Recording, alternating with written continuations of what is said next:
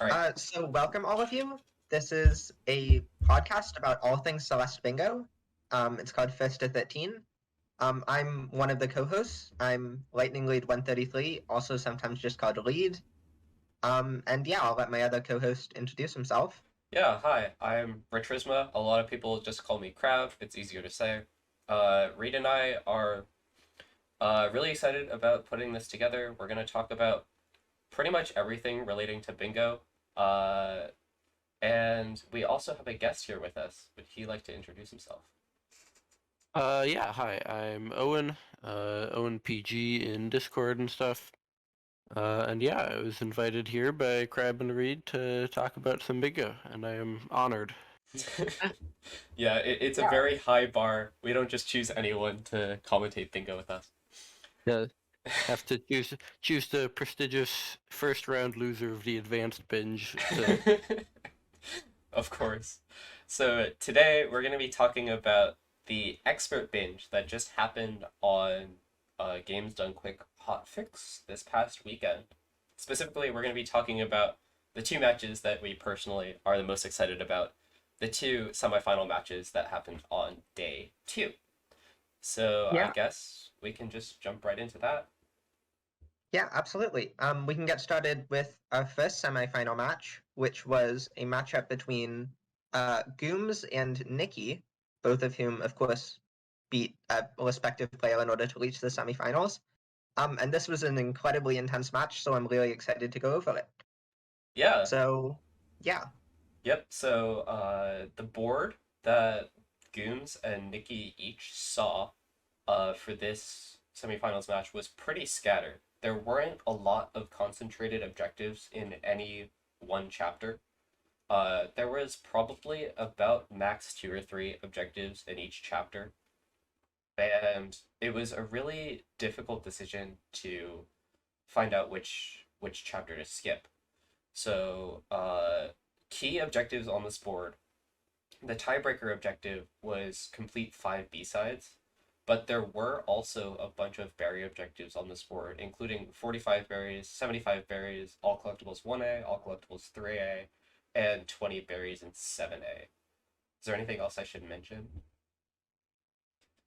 I believe that that's all as far as the berries are concerned. So, on this board, we've got a couple of strong synergies, one on B-sides, one on berries, and a handful of miscellaneous objectives. I mean, there's 3 things relating to Pico 8. You don't see that on every board.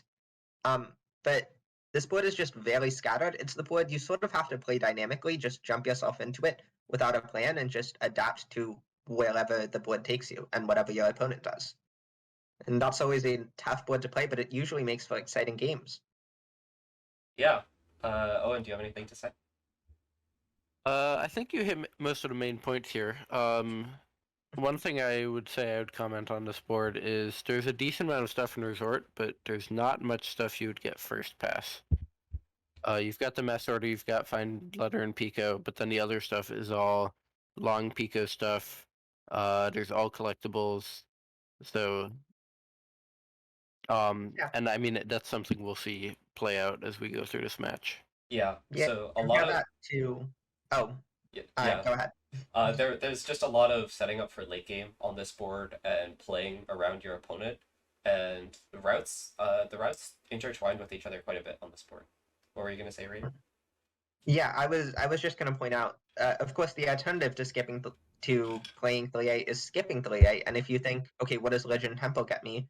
We see Lidge Blueheart on the board, All Berries and Cliff Face, Nila Temple cassette, 4 cassettes. Like it even if you play 5B, it even works a little bit towards 8 binoculars and complete 2B-sides. So again, there's a real question of do I play 3A on this board or not? And the answer is probably, well, it depends on how the start of this board plays out. Yeah, So we'll see how those so we'll see how our 2 players tackle those questions as the match begins. yeah. So right off the bat, we did see a divergence between our two players. Uh, Gooms went straight for talk to Theo in crossing in 1A, and he actually takes it off immediately. So the thing about this play is it kind of signals something that I call high objective economy. which means that on average on this board, Gooms is thinking that the objectives are generally high effort to get. Like you need to put a lot of time on average into getting all these objectives. How do you feel about that assessment? No, I think that's decently accurate. This certainly isn't the highest objective economy board that I've seen, but if you look at some of the objectives, the synergies are a little bit scattered. It's difficult to say exactly what you need to do first pass. Yes, Talk to Theo in Crossing loses like half a minute, but you've always got to preface that with what else am I spending that half minute on? And Yeah. Gooms is basic by taking off Theo and Crossing, Gooms is basically saying, I don't think you can do something useful in those 30 seconds that is with this one objective because the rest of the board is so awkward. Yeah. And so most of the time when Talk to Theo and Crossing is a rush, it means that there's pretty much nothing in Old Site that your opponent would be able to capitalize on. And if you look at this board, this is the truth. There is nothing in sight. Yeah, it's also sort of an indication that as Gooms, you're sort of okay with playing either 3A or you're sort of okay with being behind in the early game because you can play either 3A or 4A and both of them have some things going for them, certainly. Yeah. But Nikki, instead of rushing straight for Talk to Theo and Crossing, starts setting up for a progress 2-up play, and does actually get 2 1-ups in Chasm. So doing this, Nikki also got one objective, but instead of spending about 30 seconds talking to Theo and Crossing, she only lost 10 seconds getting this objective, and also got a bunch of berries. Yeah, progress 2-ups are very high risk Kylo boards. We've seen players go for them and fail them plenty of times. Well, not plenty of times. They're more of a recent development, but we've seen players go for them and fail them. If you fail them, well, you've just wasted 10 seconds for nothing. But if you get them, well, Nikki's in a great position here. She has 2 1-ups. She has an advantage to all collectibles in 1A, and like a small advantage to 45 and 75 berries, and she's ahead. So, like, again, high risk, high reward. This is the reward paying off. Nikki's definitely won this early game tussle. Yeah, if you were Nikki, Owen, how would you think you would move forward in this game? Well, so after getting the 2 1-ups, I think having the berries is certainly something to consider. You mentioned the synergy of 45 berries, 75 berries, all collectibles 1A.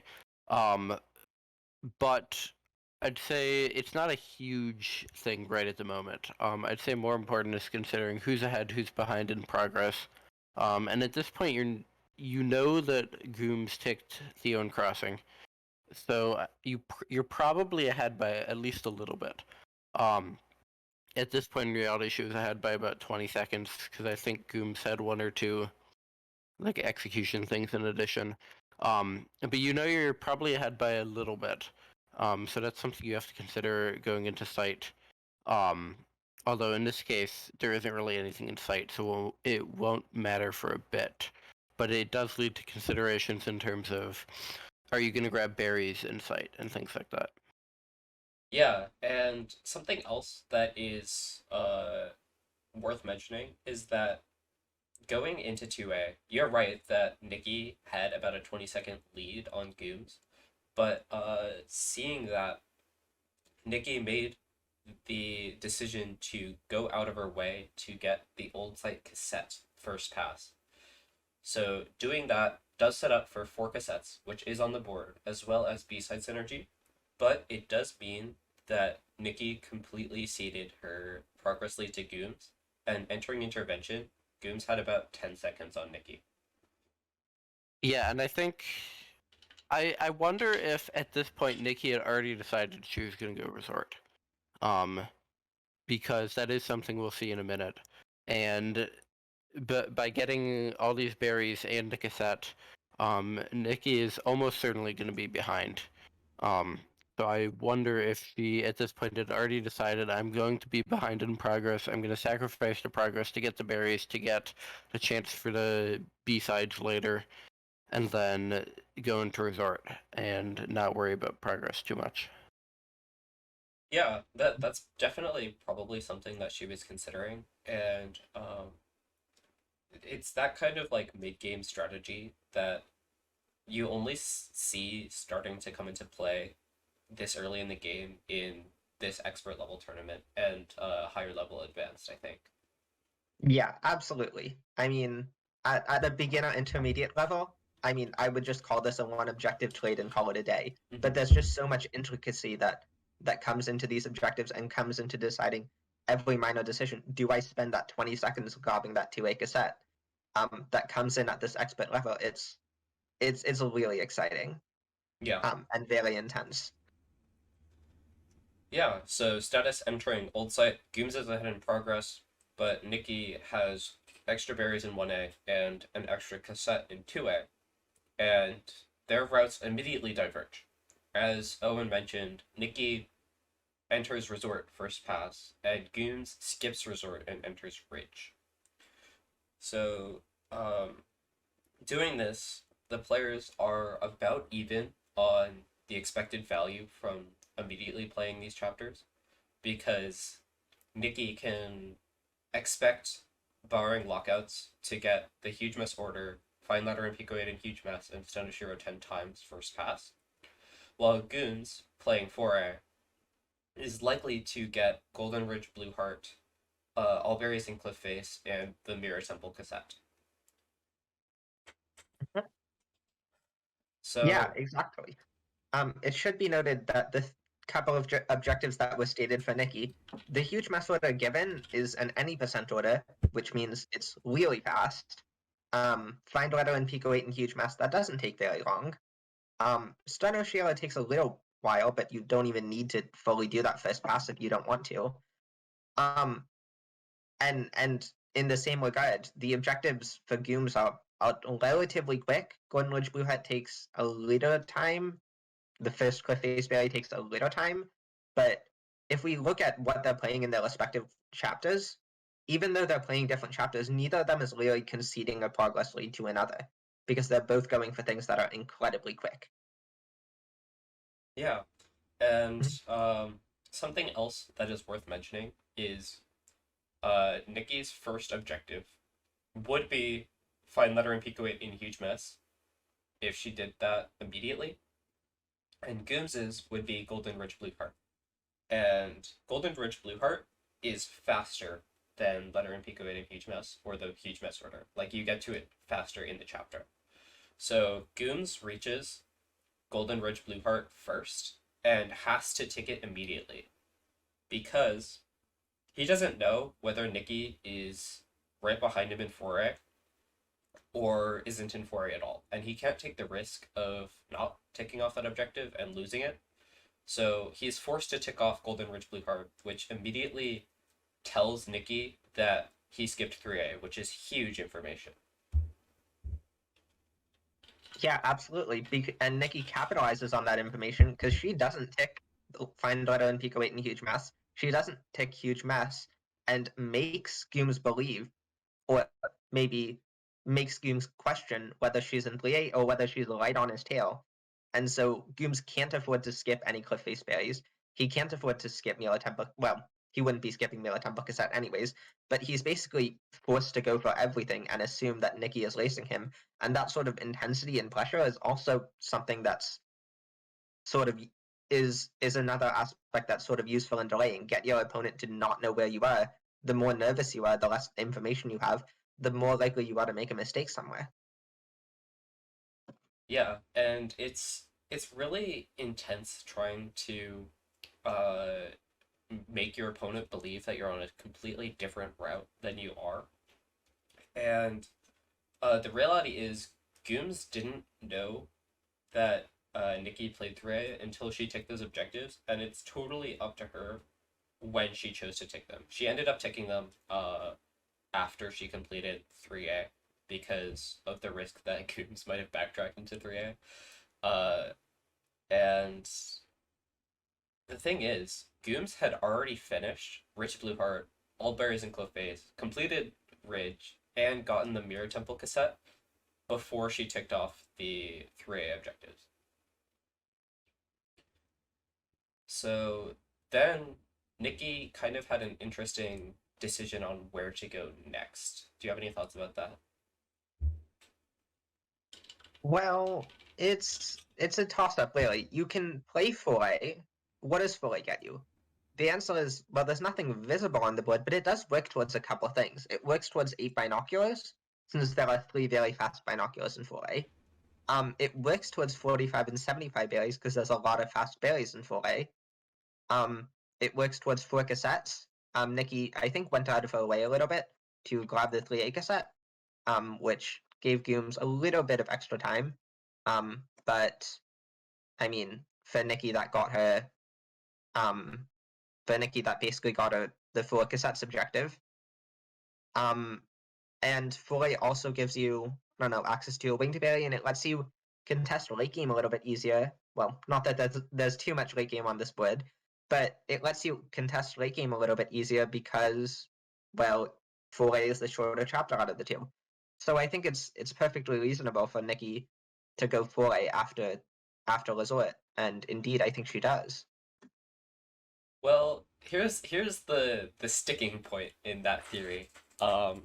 Nikki, before doing anything, runs back to 1A to grab the cassette in Chasm, and does enter 4A, but she grabs the cassette in 4A, which does get her to 4 cassettes, cashing in on grabbing the 2A and 3A cassettes first pass, and she does unlock Shrine and gets the binocular in there, but instead of completing 4A, she quits out and enters 4B. Right. So I don't think many people well, it was sort of being thrown around, but it definitely wasn't something that I expected. And then we have to stop and think, okay, what is Nikki looking for here? Why is she in 4B? What does she get out of this? Well, the answer is she's trying to snipe 2 objectives. She's trying to get synergy. She's trying to use 8 binoculars and complete 2 B-sides. She knows Gooms has done 5B and is probably, well, maybe considering going into Summit afterwards for 8 binoculars. Oh, yeah, take the objectives. That's probably sort of important. But yeah, she knows Gooms is in 5B and is maybe considering going to Summit for 8 binoculars or for 2 B-sides, and she's basically saying, well, yeah, I'm going to just do that faster. And so she basically turns the game into a race and pits herself against Gooms and says, 8 binoculars. Okay, so we have to take a second to think, okay, where's Nikki getting 8 binoculars? 1 in 2A start. She grabbed the 3A cassette. There's 1 super fast in 3B that takes 10 seconds. 2 in 4A, considering she played up to Shrine. And then 4 in 4B, and that's 8. Yep. So essentially, she needs to finish 4B before Gooms gets the chance to finish 5B and head into Summit for Binos, or head into 1B for Binos, or wherever he goes next. And it gets really intense. Yeah, so 4B First Pass is a relatively recent I mean I wouldn't say it was invented recently, but it's definitely been picking up a lot more steam recently. And the thing about 4B on this board is most of the time when you're playing 4B, you're looking to get a very strong objective advantage by playing it first pass, by stealing objectives that would normally be later game fast. So that puts your opponent in a little bit of a pinch. But playing 4B on this board, really the only instant objective that Nikki gets out of this is use 8 binoculars and half of complete 2 B-sides. So there isn't a ton of synergy for 4B on this board, but she's making the play anyway because I think she recognizes that she's so behind in progress that racing to late game would not be worth it. Yeah. Yeah, I agree with that. I think that just gunning for like Summit or whatever is not a very high value play here. And at first 4B seems a little bit weird. You only really get 1 objective out of it. There's complete 2 B-sides as well. But 4B is a bit of a longer run for that. But The issue is, like we said at the beginning of this board, there really isn't a lot of fast stuff. It's a lot of very scattered objectives. So picking up these one or two objectives that your opponent was maybe favored for can really be huge for a match like this. Yeah, I think I agree. And playing 4B can seem tempting on one hand and not tempting on the other. But the reality of it is Nikki is just trying to close off Gooms' options for the late game, and 4B is not super effective at doing that on this board. But Yeah. yeah, let's see how it works out for Nikki. So Nikki does unfortunately have a little bit of execution moments in 4B. Gooms is a lot of the way through 5B when Nikki enters it.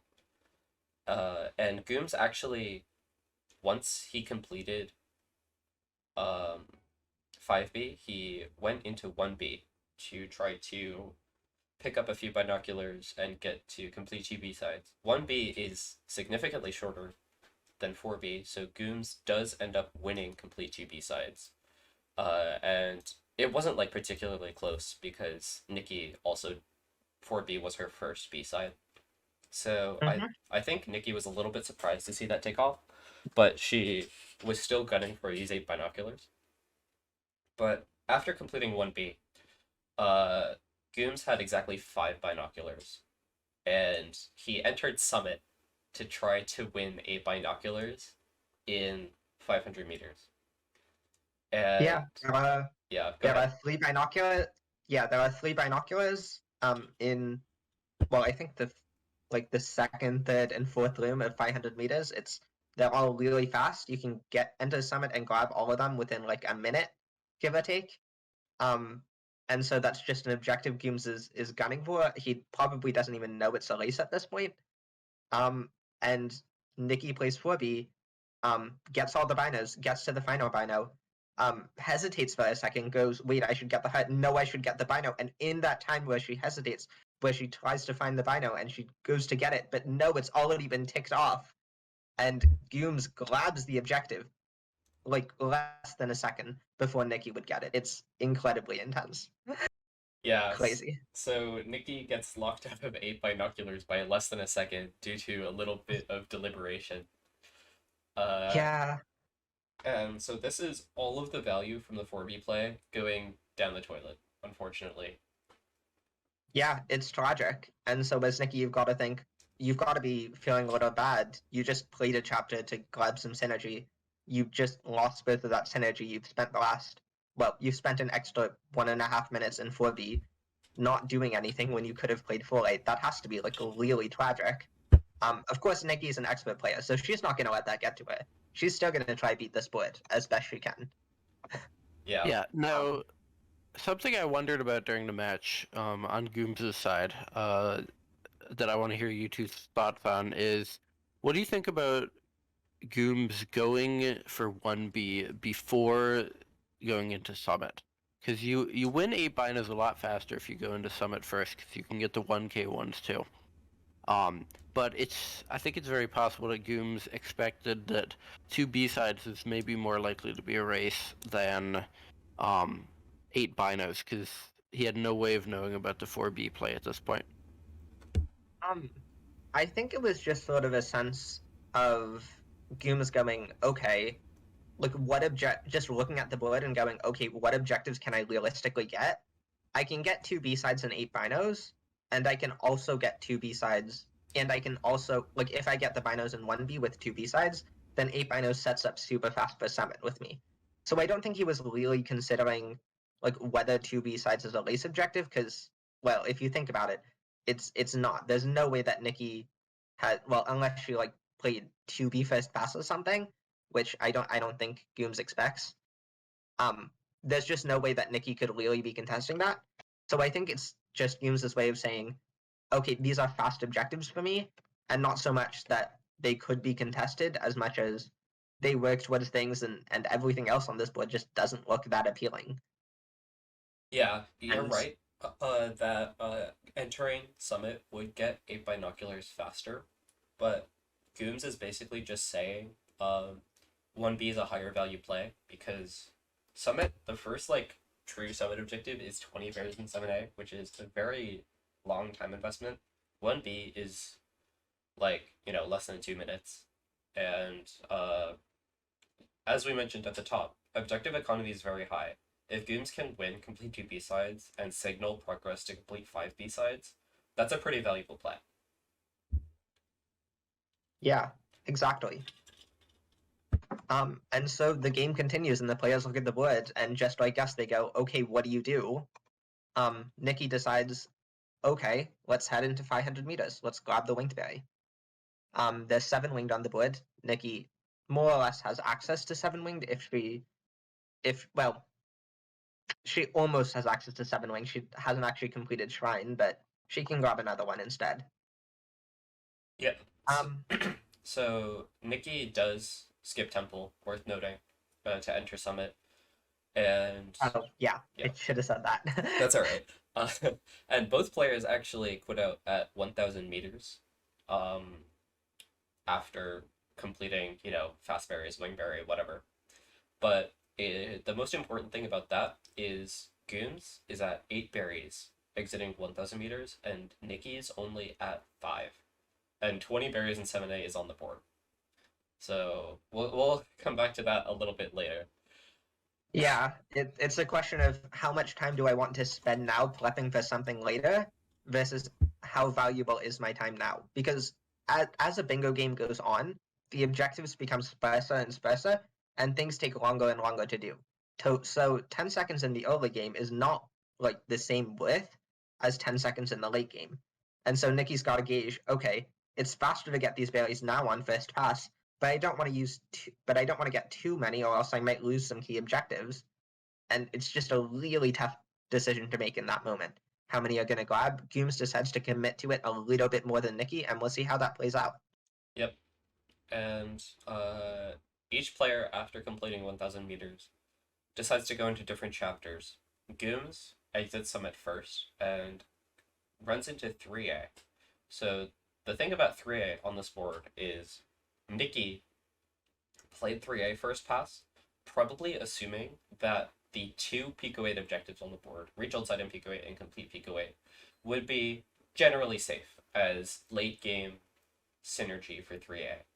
But Gooms enters 3A to try to steal those 2 objectives as well as set up for 7 winged berries. Mm-hmm. And yeah, yeah, this is just sort of a common thing you see when there's Pico 8 objectives on a board, like that are high value, or even just 3A things on a board that are high value that aren't done first pass. Oftentimes you see the other player just sneaking in to try steal those objectives. And it's a real question of whether Nikki is going to be able to recognize that in time or just let those objectives go and try to find a win condition somewhere else. Yeah, and I mean, it's even though the sport is only 6-4 at this point, you really do have to start thinking about win conditions at this point because you do need to get to 13 eventually to win. And without those Pico objectives, it becomes much harder for Nikki to do so. Those were 2 objectives she was sort of really banking on. And without those, you really have to start looking at all these other objectives and saying, okay, I can get 1 here, I can get 1 here, but how am I going to get to 13? And it becomes a lot more difficult without having that synergy of 2 objectives. Yeah. And to your point, asking how you get to 13 is 100% the most important question that you can ask in this position for where you want to go. And Gooms is actually double dipping on this question by asking, okay, how is Nikki planning on getting to 13? Okay, Nikki might be leaning on these old side objectives pretty heavily to try to put together a win con. I'm going to try to disrupt Nikki's win condition and steal 2 objectives at the same time. And so yeah, Gooms heads into Pico, and while Nikki is busy finishing up 7 winged and then later all collectibles in 1A, Gooms takes off Leech Sight and Pico. Of course he takes it off instantly, letting Nikki know she has a couple minutes to spare while Gooms finishes the chapter. But again, once Gooms has ticked off Woodside and Pico, Nikki still doesn't really have anything better to do. So she plays out all collectibles 1A, and I think also gets 45 berries during Yeah. that time. Yep, 45 berries and all collectibles 1A were ticked off at the same time. Yep. So, and at this point, Gooms has also completed Pico 8 at around the same time that Nikki's completed all collectibles in 1A. So, we're back to this point of kind of a objective reset where Gooms is at 8, Nikki's at 7, and they're both looking at the board at the same time thinking, what are we going to do? And what's my opponent going to do? Yeah. Well, Nikki at this point also did Steno Shiro. Yes. Oh, yeah. So it's actually she, like, yeah, she got like 9 on first pass, and then like missed the last one with a down diag dash and went into next screen at the end or something first pass. Yeah. So she just needed just one dipped bop. in for like 5 seconds to get that objective. So yeah, exactly. it is 8-8. They look at the board, and both players, I think, correctly identify that 20 berries in 7A is the rush, because it is kind of strangely the fastest objective on this board, and both players have progress towards it. Yeah. It's the fastest objective on the board. For Nikki, it works towards 75 berries, which, again, you don't really think that's contested, but you also aren't totally sure it's not contested. I mean, Gooms definitely got some berries in Cliffface. He might have gotten a couple other berries in 4A. It's hard to gauge how close 45 berries was, so you'd rather work towards 75 berries if given the option. So Nikki goes for it. For Gooms, it also sort of works towards Leech 2,000 meters in 7B as well. It's definitely a fast objective to go for, and so both players rush it.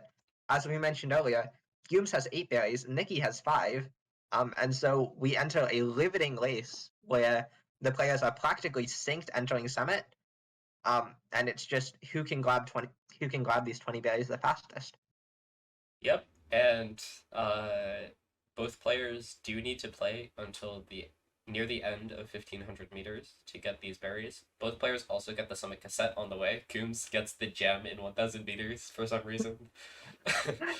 And honestly, attentional blindness, it's tough. yeah. But the thing is, Nikki finishes 1,500 meters and only has 17 berries. And Gooms gets close to finishing 1,500 meters and ends up with 20. So that difference of 3 berries from the 8 to 5 split really ended up mattering. Gooms won 20 berries in 7A, while Nikki was trying to backtrack in 0 meters to get those 3 berries that she missed. Yeah. And the objective turns to you, and now as Nikki, you've got to go. Well, first of all, you have to say uh-oh. Yeah, because Gooms has just indicated 20 berries in 7A. He's also indicated not a lead to 7B, because Nikki already has the cassette by this point, but Gooms has a lead to complete 5B sides. It's looking dire for Nikki, and she's got to make a decision and make a decision now. And so what does she go for? Well, all collectibles 3A. And you've just sort of got to wonder at this point, what do you think was going through Nikki's head when she decided to go for 3A here? I mean, I think part of it is definitely a little bit of a panic moment where you've just been locked out of a very important objective, and you're like, okay, I need to get something. So she goes into 3A, and goes for something that's not like 100% safe, but it's basically safe. Gooms has only played 3A to Pico. So this is a safer objective, just want to get on the board, but I'm not 100% sure it's the correct decision. It does work towards 75 berries, but again, it's not something that's super contested. And at this point, you do need to be looking at Goobs' win con and say, okay, Goobs has 9. He is... I mean, and everything else, like, he's advantaged toward 5 B-sides, but everything else is sort of these random things that don't really have synergy, and because of that, the raw objective numbers can matter a lot, just because there isn't really a ton of synergy you can fall back on.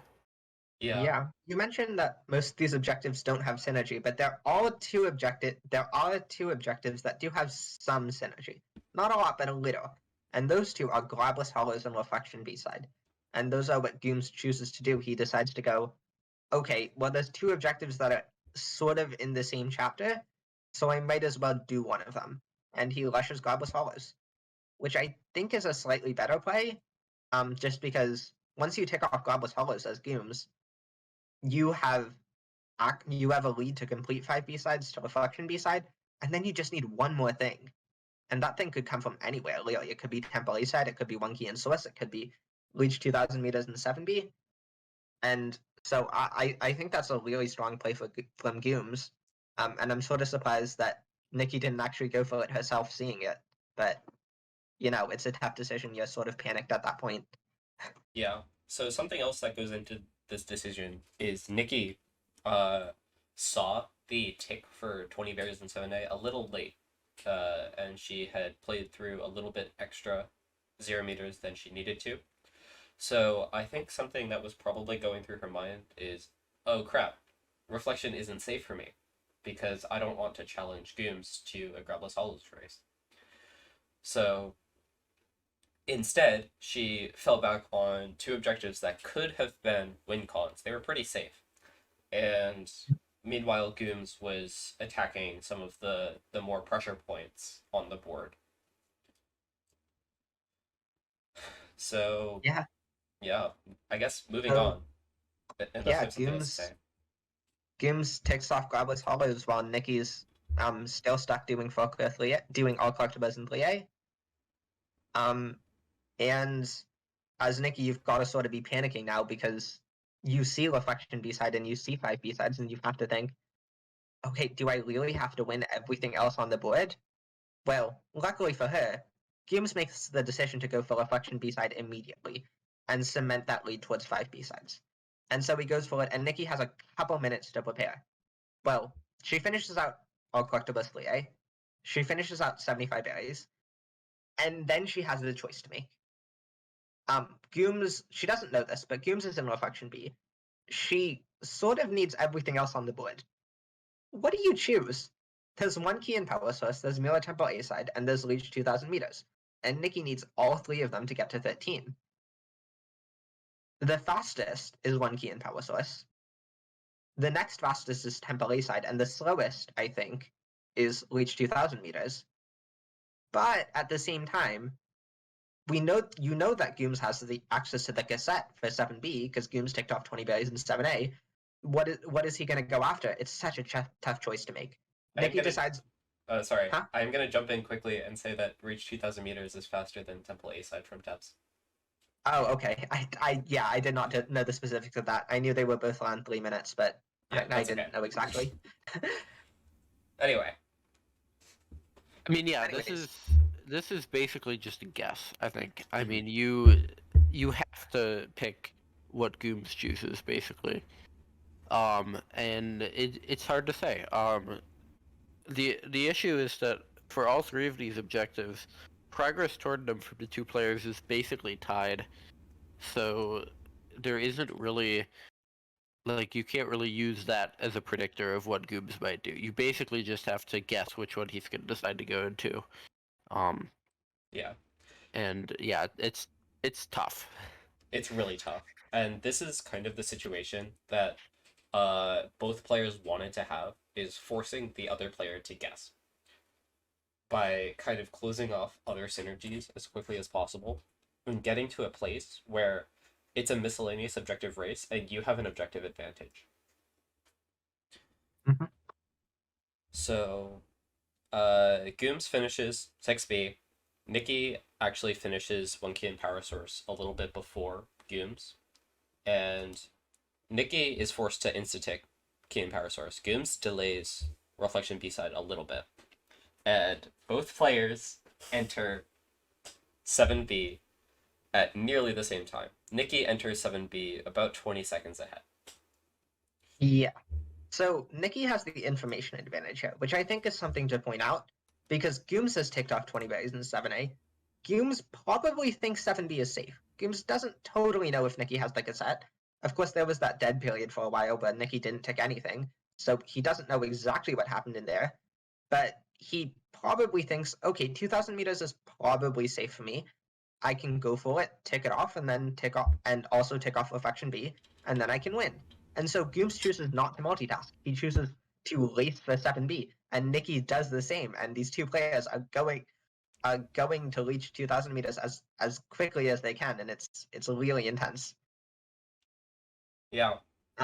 So Nikki again has that slight lead, and even though Gooms is a little bit more practiced with the chapter, Nikki manages to maintain that lead throughout 2,000 meters, and she reaches 2,000 meters first. But, and this is a big one, Nikki makes the, I think, correct decision to delay 2,000 meters. And why this is correct, in my opinion, is because she's behind, so she needs to squeeze every drop of time out of, like, wasted time out of Gooms that she possibly can. And so she opts to, seeing the Reflection B-side tick at this point, go into the Mirror Temple A-side to get a little bit ahead of Gooms. Unfortunately, Nikki did not anticipate Gooms being so close behind her in 2,000 meters. I think specifically because of the Reflection B-side delay, because he ticked it when he was like halfway through 500 meters. Yeah, it cannot be underestimated how much mind games play a role in bingo, and I think Gooms demonstrated that expertly, seeing one key in Pablo Celeste, delaying Reflection B-side for a little bit of time, and so once he ticks it, Nikki thinks, oh, Gooms just finished 6B. I can delay this for a little bit of extra time to squeeze out an easy bit of lead towards Mirror Temple A-side, and she delays it, but Gooms finished 6B a while ago. Gooms is already right on her tail. And Gooms ticks off, reach 2,000 meters in 7B, and it's game over for Nikki. I mean, she can't contest 5 B-sides. Gooms has already completed 3, and, well, it's halfway through 7B, but you can also do a couple others that are fast, and it's just over. And so in a heart-wrenching twist, where Nikki has all the advantage, thanks, because of mind games, because of this metagame with bingo, Gooms takes the victory here, which is crazy. Yeah, I mean, something I want to comment on here is I think in these late game situations, when you're the one behind, there's sort of like the meta, I guess you could say, is that often the person who's behind is the one who's delaying things, and the person who's ahead is just going for objectives. And because of that, I think Nikki might have failed to consider that Reflection B could have been delayed. But when in reality, I think it's very logical that Gooms delayed Reflection B because of the timing of the one key and power source tick. So I think when you consider that, I think this 2K 7B delay makes a bit less sense. Because you know that Gooms could be right behind you, but it's definitely a lot to consider in the moment. Another thing to consider is that as Nikki, you only need to win Mirror Temple A side if you just reach 2K. Yep. So I don't know. I struggle to say that this was the correct decision to delay, but it's a decision I can easily understand, I'll say. Yeah, that's fair.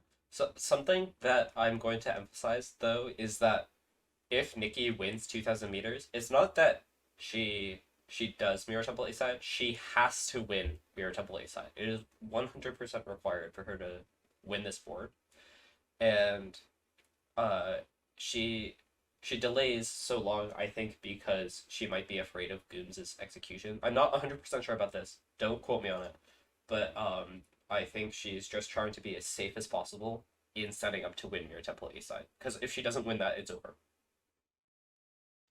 I think that's probably fair. I think that's probably Yeah, something that was also in consideration. it's such a tough call to make, and it's an even tougher call to make when instead of sitting here analyzing the board, you're actually behind the wheel, playing the chapter, your head is racing, your nerves are on fire, and you're thinking, do I take this objective? Do I and sometimes it just comes down to a gut call, and Nikki decided, I'm going to delay this for a couple of seconds just to grab a lead into 5A. And I can absolutely respect her for that decision, because there are plenty of reasons to do so. And it's not easy to look at the timing of the 6B tick and go, oh, that must have been delayed when you're in the heat of the moment. Yeah. It's easy to get all retrospective and be like, oh, this delay was super opaque. But you're still playing the game. And there's a lot of consideration that goes into planning and guessing where your opponent is. And it's easy to miss. And yeah, that was game one of the semifinals. A riveting game. I mean, any objective swing could have mattered. We talked about 8 binoculars being a lockout by 1 second. If that objective swung, this endgame is completely different. I don't think Gooms goes 6B. I think Gooms contests a different objective after Godless Hollows, and it turns into a totally different game. One I think Nikki is favored for, but who knows what'll happen. Yeah, I mean, at that point, the calculus is just completely different. I mean, instead of this just being this situation where Gooms can play 6B and then just has to win one more thing, he then would have to win 2 out of 3 things of Temple A side, Reach 2K, and Power Source keys. And that makes that play a lot more difficult for him, because if you at that point you really just can't play 6B right away because Nikki has plenty of time to contest you on those other things. So it becomes, I'd say, a more complicated endgame. Yeah, 100%. So, All right. yeah. So that was game one, and it was what a game. I mean, there was some close lockouts. There was the mind games at the end. It was an absolutely incredible race. Let's move on to game two of the semifinals, which, for the record, provided just as much interesting routing and just as much interesting gameplay. So if you enjoyed talking about game one, stick around. We've got game two to go over. Yep, so game two, we do have Vertil versus Vapo. Once again, these players won their matchups in round one to enter the semifinals. And they're both pretty strong players. Vapo is well known for its routing. Vertil, pretty absolutely insane execution. I'm looking forward to talking about this one. All right. So let's take a second to look at the board, because this is a board. The last board was sort of the kind of board where objective economy was high. There were not very many strong synergies. This board is almost the complete opposite. And it's due to one very particular chapter sticking out like a lead thorn, and that is Summit. So let's talk about Summit on this board. We have 0 and 500 meter gems, 4 gems in Summit, 20 berries in 7A, all berries in 2,000 meters, and all berries in 3,000 meters. That is 5 objectives. The average number of Summit things on a board is what, like 2, 3, give or take? Yeah, like 2.5. Yeah, like 2.5. So this board has a lot of stuff in Summit, and more importantly than that, the things in Summit are sequential. If you tick off 0 and 500 meter gems, you immediately indicate an advantage to every other Summit objective. And then if you tick off 4 gems in Summit, you indicate a pretty much unbeatable lead to the rest of the objectives in Summit, which might come into play later in this match. And so when I was first watching this game, I said whoever enters Summit first is going to win this game. I made that claim boldly, stone-faced, and we'll see how that plays out. All right. So, at the very beginning, Vertil sees the early game synergy between Forsaken City cassette and 2 cassettes and thinks, okay, well, I'm going to concede progress, and I'm going to steal those 2 objectives early on. So yeah, this is a really, really bold play. What do you think about that? You're right. It's a very bold play.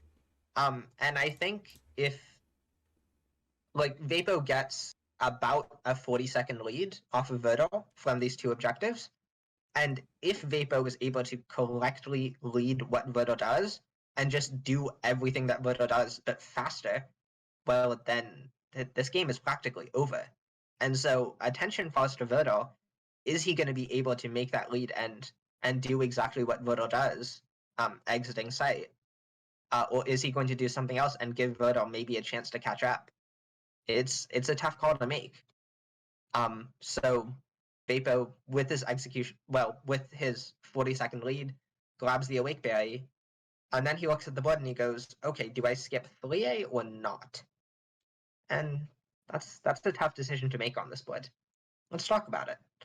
Yeah, so I think Vapo seeing the City Cassette 2 cassettes tick off, thinking, okay, so I'm at least 30 seconds ahead, exiting old site. I as the player who mostly played progress in early game, I am thinking, well, my opponent is probably gonna play 3A because they've definitely boldly claimed I'm okay with being late out of sight, and classically that means going into resort first pass. Yeah, exactly. If you're behind in objective, if you're behind in progress early, go to Resort because Resort, like, it doesn't matter what your progress is. If you're in Resort, you'll get objectives. And for the record, I think it's worth pointing out, I think 4A is like slightly better than Resort here, but not by much.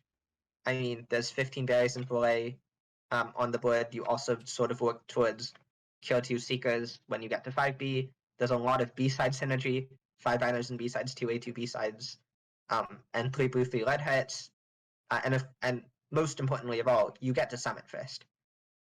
And so I think 4A is the slightly stronger play, and Vapo is thinking, okay, my opponent is going to let me do 4A for free, and is probably planning on going into 3A. I'm going to go into 3A and lock Verdo out of everything, and Vapo heads into 3A. And Verdo finishes the chapter like 20, 30 seconds later, and he looks at the board and he decides, all right, I'm not playing 3A, and he skips 3A, and suddenly Verdo's back in the game. Suddenly this board has opened up again, and it's like, okay, so Verdo took a risk in that early game and got away with it.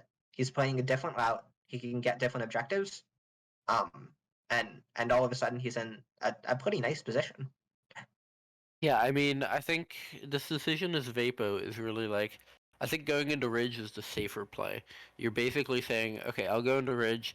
You can go to Resort if you want, but I'm going to get a big progress advantage, win the Summit stuff, and how are you going to catch up with that?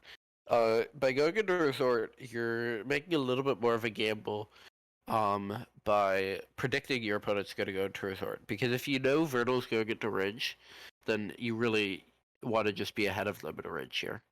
Yeah. But so yeah, by going into Resort, Vapor is trying to predict that and take away sort of that counterplay. Which as we saw here didn't work, and Vertil went into Ridge. You wonder if that's just Vertil just not thinking Resort is strong enough and just saying, even if I'm behind in Ridge, I need to be in Ridge, get into late game, try and contest Summit. Or if Vertil is making like the Omega brain play here and thinking Vapo's gonna do this counterplay to block Resort and you go Ridge instead. Yeah. I just want to emphasize the worst case scenario for Vertil. If he entered 3A after Vapo and gets locked out of 2 winged berries in 2 chapters, he's either forced to play 3A for no value, being stuck behind Vapo, and skip later, or skip 3A immediately and enter 4A after losing roughly a minute and a half of progress in 3A. Both of which would be devastating. Yeah, and even if you skip at that point, well, you no longer have a progress lead to Summit. So like, what's the use in skipping 3A at that point? Yeah. And so it's just a tough call to make. Instead, Verdo goes to 4A, and you sort of have to think to yourself, oh, is he playing 4A? Why is he playing 4A? Doesn't he think he's just going to be behind? And then he grabs 6 berries, and he grabs the cassette, and he unlocks Shrine, and he heads into 4B. and all of a sudden it makes sense.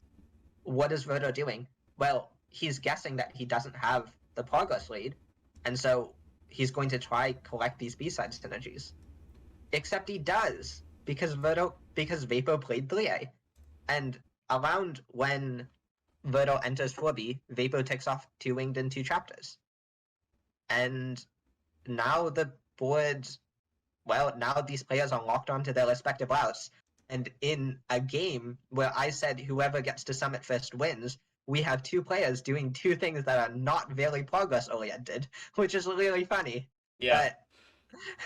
And that's how mind games work sometimes. yeah, sometimes if something is obviously the rush, neither player goes for it immediately because it's too risky. Yeah, exactly. So, what are these players setting up for by playing these chapters? Let's see. Vapo, by playing 3A, is getting access to all berries in Elevator Shaft, all berries in Presidential Suite, and 4 blue hearts.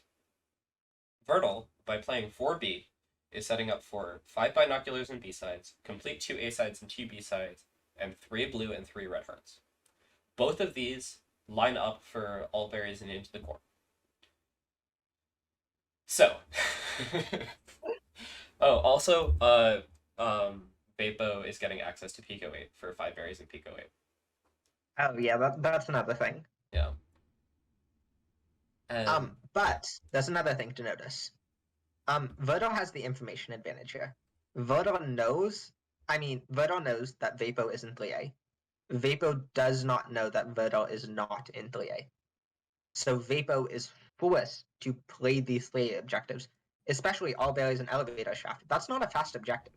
Like, if you have the option to skip that first pass, that's absolutely an option. But as Vapo, you don't know. You don't know Verto isn't just trailing you. And so you have to go for all berries and elevator shaft. You have to go for all berries and presidential suite, and that's a pretty significant time sink. Yep. It's a time sink on both sides even, because 4B still loses a lot of progress. But yeah, the main thing is Vertle knows that Vapo's in a time sink, and Vapo has to assume that Vertle's going progress. Yeah. And so Vapo completes elevator shaft. Vapo completes suite. Verto is done 4B slightly before Vapo finishes 3A, like 20 seconds before. And then just following the yellow black load for Verto here, he's done 4B. He wants to capitalize on that synergy. 5B is next. And he heads into tempo and goes for 5B. Yep. Meanwhile, while Vertle is in 5B, capitalizing on that B-side synergy, Vapo backtracks and gets a little bit of extra 3A synergy by completing 4 blue hearts, while Vertle is stuck in the temple B-side. Yeah, it should be noted that 4 blue hearts isn't technically a 3A objective, because you get to the 4th blue hat slower if you play 3A. But if you skip 3A, 4 blue hats is done in Chapter 1, Chapter 2, Chapter 4, and Chapter 5. And Chapter 5 is a problem, because the blue hat in Mila Tempo takes like 50 seconds, or even more. It's an incredibly large time commitment, and so most of the time, if you skip 3A, you are sort of indicating to yourself, okay, I don't really want 4 blue hats. Meanwhile, if you play 3A, the blue hat in 3A takes what, like 7 seconds first pass? Something very short. Compared to any percent? Yeah, it's about that. Yeah, it takes like 7 seconds. It's very fast. And so Verto does it. Yeah. And I mean, so Vapo does it and takes off 4 blue hats because it works into his route. Yeah, it is worth mentioning, though, that Reflection Blue Heart is on the board. So if Vapo didn't prioritize 4 blue hearts so quickly, Vertle would have been able to get 4 blue hearts with Reflection Blue Heart. Yeah, exactly. Which is why it's key that Vapo goes for this now. But again, it's key that Vapo goes for this now. He's also playing 4A. There's still an objective in 4A left on the board. There's 15 berries in 4A. And as Vapo, you're thinking, okay, what objectives do I need to win, assuming I'm not winning any of the B-side stuff? Well, I sort of need berries at that point, and so Vapo goes for 15 in 4A. He works towards all collectibles in 4A and 15 berries in 4 chapters, so that's a strong synergy. And when all is said and done, he's well behind. even though he's playing the slightly even though Foray is slightly faster than 5B, he's like well behind in Lidge because he takes that extra time to go back for 4 blue heads and then play 15 and Foray. In fact, Verda is actually done with 5B, and I think he just instantly ticks 5 binos and B-sides and complete 2A and 2 B-sides. Oh, whoops, those are the long covers. He also gets kill 2 Seekers as well. Yeah, and kill 2 Seekers. He essentially completes all 3 of those and ticks them off. And while Vapo is still not done with 4A. Yeah, so he gets 15 berries in 4A, but he quits out when he gets to Cliff Face. He has not finished 4A at this point.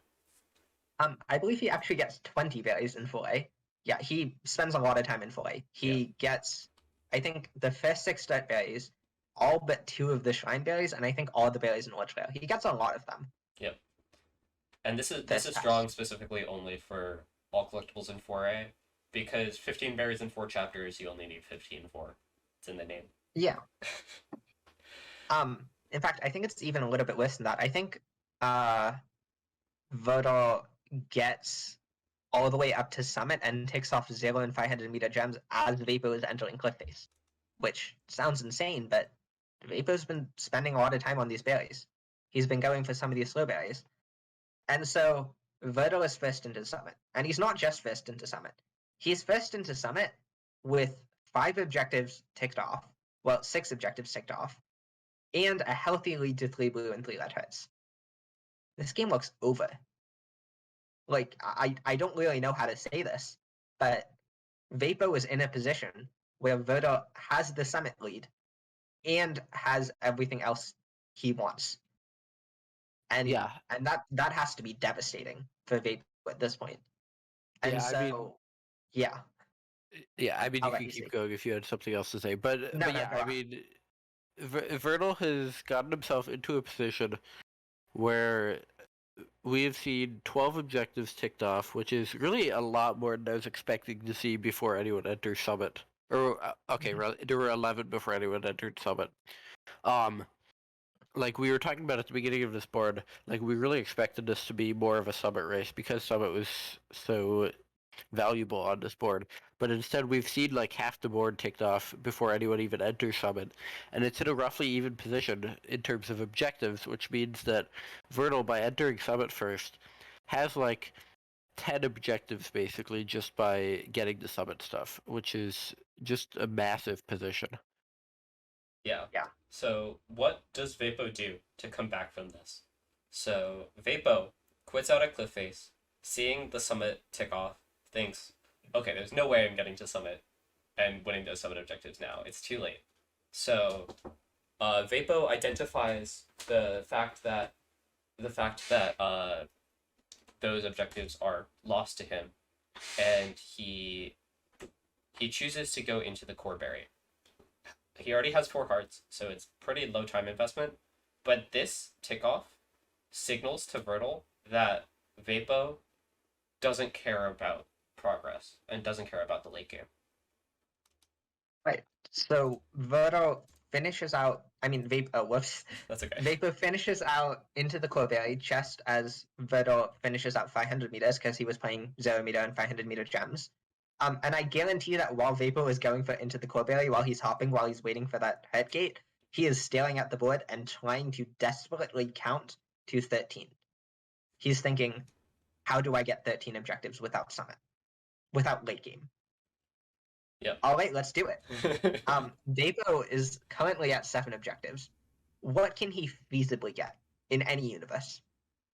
All berries are unraveling, 3 keys in Sitch, 5 berries in Pico, 15 and 4, all collectibles 4A, Glabless 2A. He can't really get anything else. He can't get Reflection Blue Hat. Well, he might be able to get Reflection Blue Hat, but that's sort of risky at this point. Yeah, and Vertal actually just ticks it off right after Vapo gets all berries into the core. Yeah, okay. So even then, yeah, you can't really do anything about that. And then, well, you obviously can't get blue and blue red heads. You have no B-sides, and Vertal has 2, so like you can't contest that. these 6 objectives are 6 objectives that you absolutely, desperately, 100% need if you are not contesting Summit. How do you get these 6 objectives as fast as possible? Well, you skip Cliffface, and so we are introduced to probably the craziest moment of this match, where Vapo suddenly realizes there's only one way to count to 13 for me. I need to do it. I'm done most of 4A. I could absolutely finish 4A and skip 5A, but I'm not going to get anything out of that because I'm not going to win Summit. And so, instead of completing 4A, he skips 4A at Cliffface and heads into 5A to contest all berries and unraveling and get 3 keys and Sitch. Which is crazy. It's insane. It's something only Vapo could do. Yeah. To say, okay, we are half an hour into this game, and I'm going to skip a 40-second checkpoint. It's incredible. Yeah. If you are a beginner or an intermediate or someone who's never played bingo before watching this match, you watch Vapo skip Cliffface and you're thinking, okay, that was a mistake. I thought it too when I was watching this and commentating this match. That was probably a mistake. But looking at what Vapo sees, Vapo has identified the 6 objectives that he needs. He's identified that there's nothing he gets out of Cliffface, and there's nothing he gets out of Summit. Temple is the biggest pressure point for him right now, because there's 2 objectives there that he needs. So he just full send, go there. Yeah, he full sends, he skips Cliffface. Virtual is still cleaning up Reflection Blue at this point. He skips Cliffface. He goes into Unraveling and Search. Virtual has to make the decision after he's done Reflection Blue. Oh wait, where do I go? And so he's sort of looking at the board. He's like, I sort of want to work towards a synergy here. Maybe I can get a couple objectives. I need one more thing before Summit is a win con, but I'm not even sure if it's a safe win con. I don't know what Virto's been doing. I have no idea that Virto just randomly skipped Cliffface out of nowhere. I have no idea. Summit is safe for me. I'm gonna head into 5A. He's in 5A for like 5 seconds, and then he goes, no, I don't know if Summit is safe. I'm going into Summit. Yep. And reconsidering there was definitely correct, because if you're Vertal, 5A is far too risky, because they are the 2 things that Vapo is most likely to be going for. And if you're Vertal, like, the fact that Vapo's been playing so anti-progress on this board is totally bizarre, because Summit is so strong. So, as Vertal, the safe thing to think is Vapo's still contesting Summit and trying to mask their progress by ticking off all these anti-progress objectives. And clearly Vapo would skip Temple here. Of course. And so Summit isn't safe. So he goes into Summit. And he goes into Summit, he works towards 4 gems, and if you take off 4 gems, as Virtal, you basically have 12 objectives. Because at that point, you basically know that all barriers in 2,000 meters, and 20 and 7-8, and all barriers in 3,000 meters aren't going to be contested. And so as Vapo, Vapo finishes out all barriers and unraveling in 3 keys and Search. Virtal finishes out 4 gems in Summit, he finishes out 1,500, and he thinks, okay, I have 12 objectives, effectively. I just need one more thing on the board. What is the fastest thing on the board? Glabless 2A, let's go for it.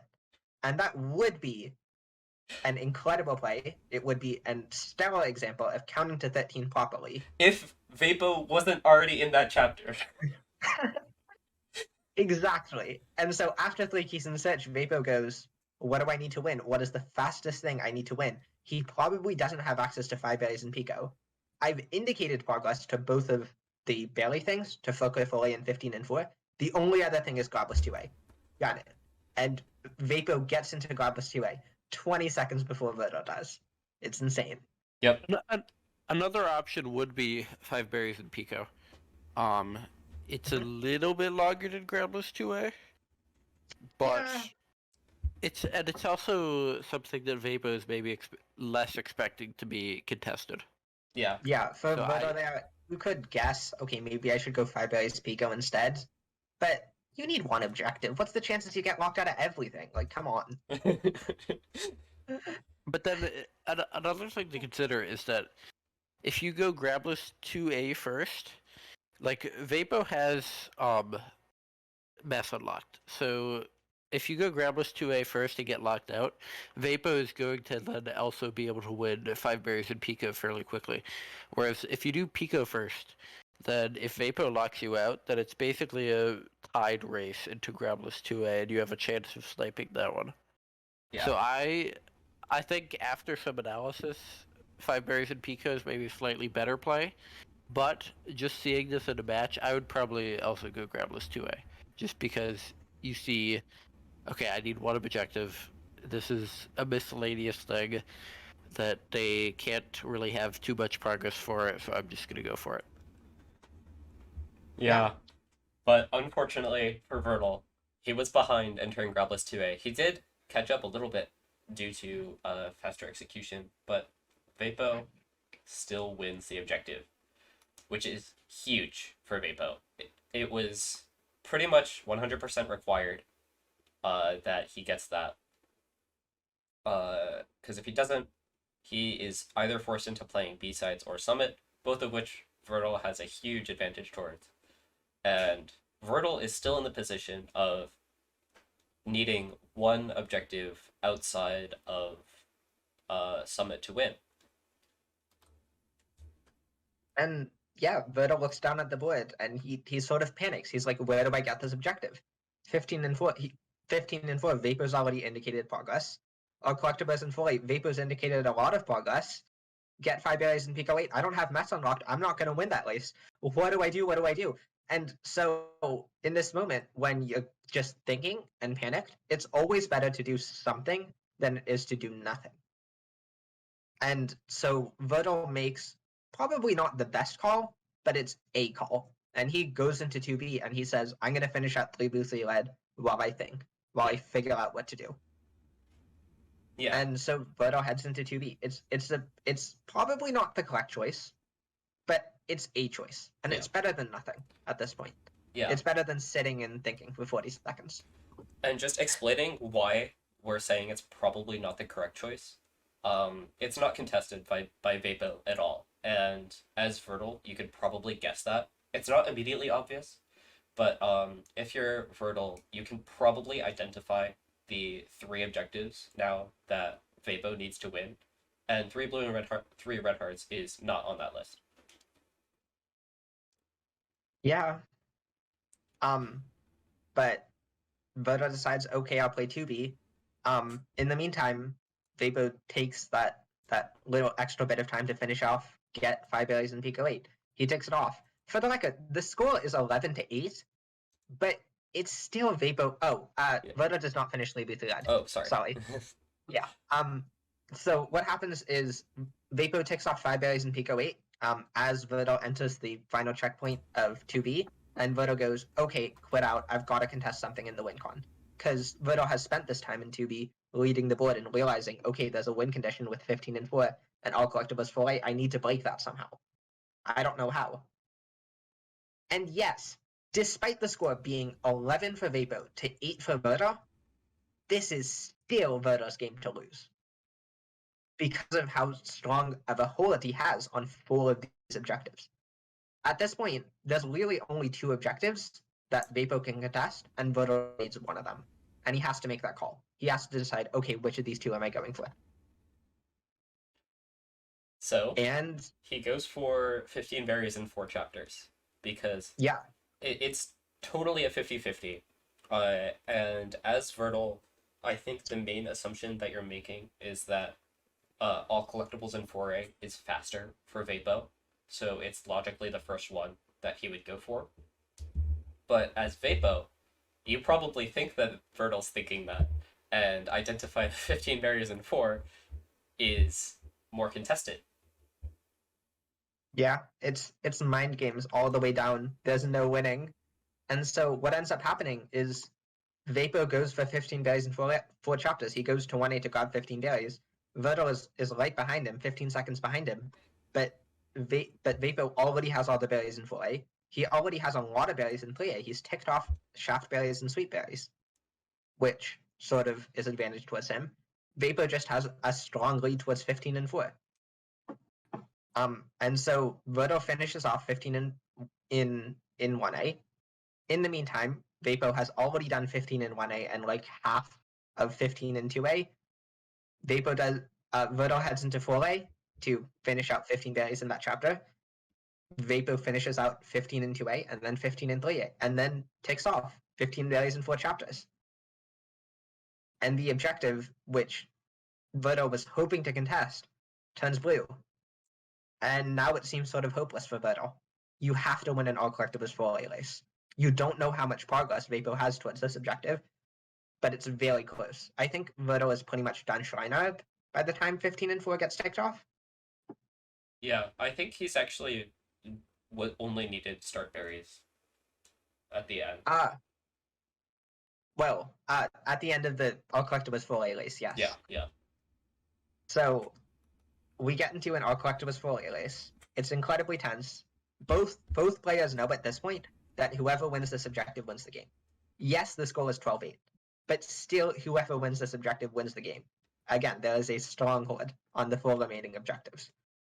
And so they race it, and Vapo, again, having played 4A first pass, manages to clutch that lead, and he's pretty careful, and he manages to snag all collectibles in 4A, while Verdo has 27 out of 29 berries.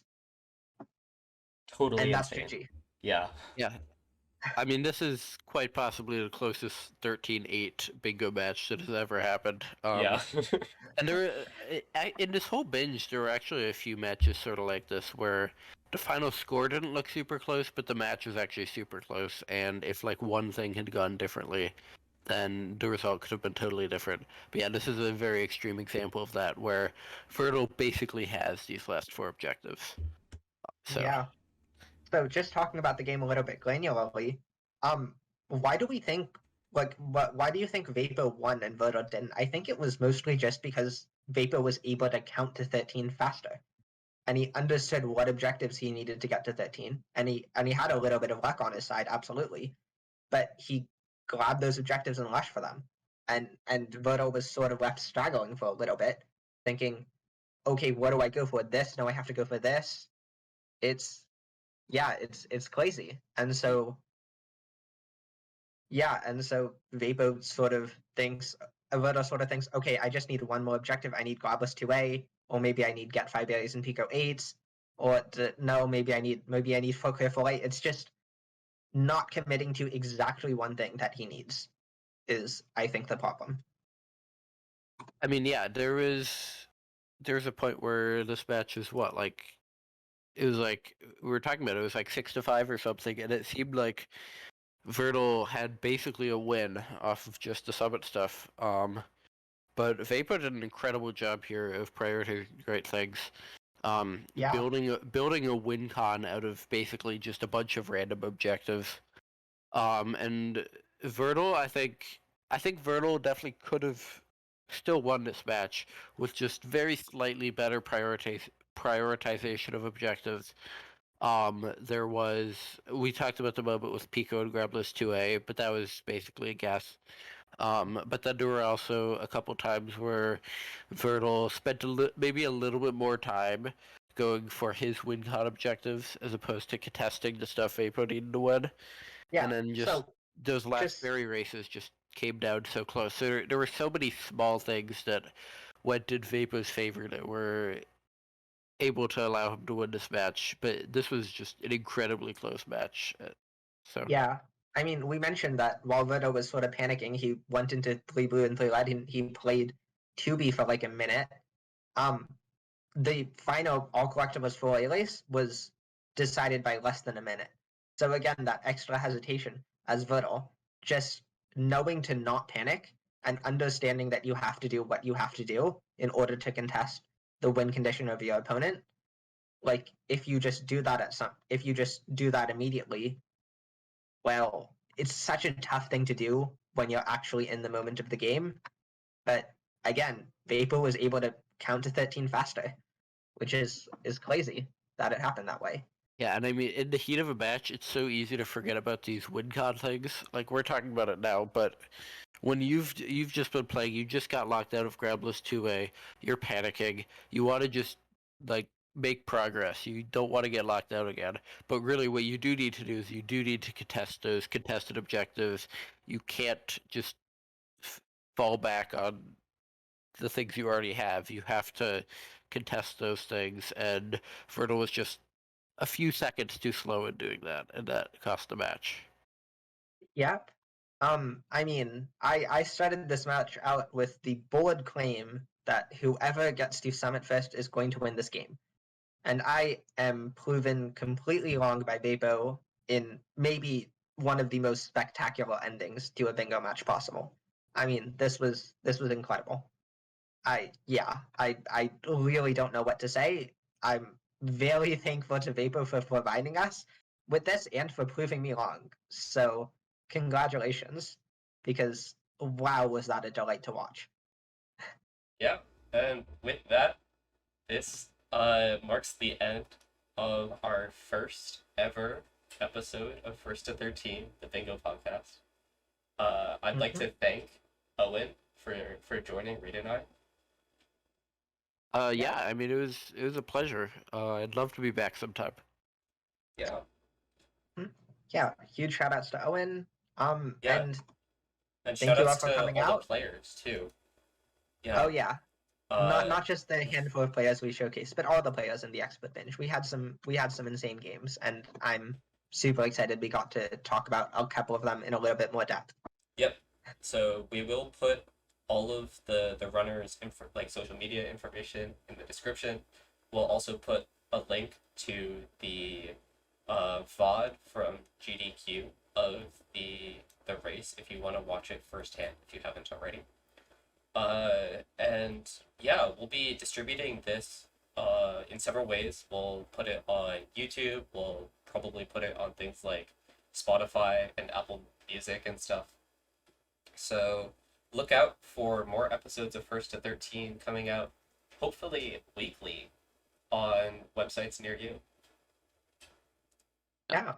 Do you guys have any plans for upcoming episodes, or you want to keep that a secret, or?